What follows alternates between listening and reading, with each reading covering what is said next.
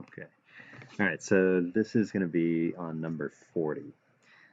So in this problem, you're taking a rectangular sheet of paper, A, B, C, D. So if it's a rectangle, we can assume these guys are right angles. And what you're doing is, oh, and AB is 10. So this length is 10, which means this length is also 10. And BC is 9. So this length is also 9. And then what happens is you take corner D and you just bend the page over so it ends up at point F at the bottom of the page. And then you crease the page. So really, if you think about it, A kind of ends up where H is. So if you can't see how that works, just take a page, take a sheet of paper and fold it exactly that way. Take the D and move it to F, and then just fold the page, and you'll get a good view of what you're looking at. Okay, and so they tell you that DE is 6. So let's label that. This is 6. Now, if you think about it, when you fold the page, DE ends up where EF is. So that 6 is here too. Okay, just like AG turns into GH right there. Okay. Also, you could assume then that this is a right angle and this is a right angle because they're really angle A after it folds over and angle D after it folds over. All right, let's see what else we need. EF, oh, EF we already solved for. EF is 6.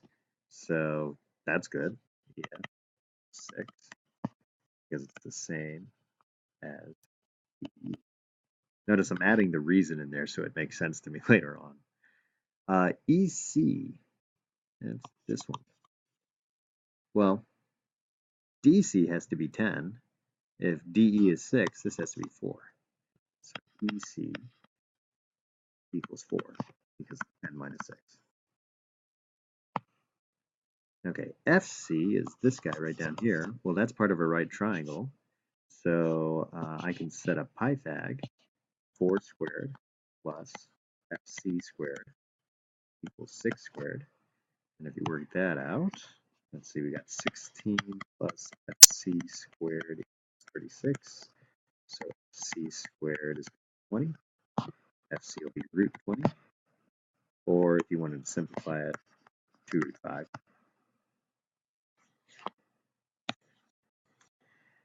So this one is root 20. We'll just leave it like that for now. And then the area of triangle EFC. Well, EFC is a right triangle, so it's 1/2 the base times the height, which is 2 root 20. And then root 20 to 2 root 5. So this becomes 2 times 2 root 5, 4 root 5. Units squared if you wanted to include units.